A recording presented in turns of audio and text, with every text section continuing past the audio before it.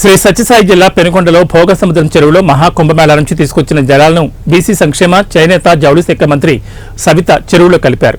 ఈ క్రమంలో పెనుకొండ పట్టణంలో పెద్ద ఎత్తున నీటి కలశాలతో చెరువు వరకు ఊరేగింపుగా వెళ్లారు. అనంతరం వేద పండితుల మధ్య మంత్రి సవిత జలాలను చెరువులో కలిపారు. ఈ సందర్భంగా మంత్రి సవిత మాట్లాడుతూ మహాకుంభమేళాకు వెళ్లలేని భక్తుల సౌకర్యార్థం ఈ కార్యక్రమాన్ని పెనుకొండలో చేపట్టడం హర్షణీయమన్నారు. మనమందరం చూసాం, కోట్లాది మంది పుణ్యస్థానాలు చేసి మోక్షం పొందారు. మరి కొంతమంది పోలేక ఎంతో దూరము పోలేక ఇబ్బంది పడుతున్నారు అని తెలుసుకొని మరి బీజీవీపీఎస్ వారు మరి నేను అక్కడికి పోయినప్పుడు గంగాజలం తీసుకొచ్చాం.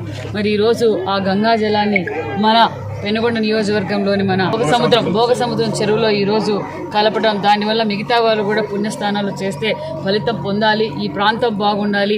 ఈ బీజీవీపీఎస్ ద్వారా ఈ భోగసముద్రం చెరువు మరింత అభివృద్ధి జరగాలని కోరుకుంటూ నిజంగా చాలా మంచి నిర్ణయం.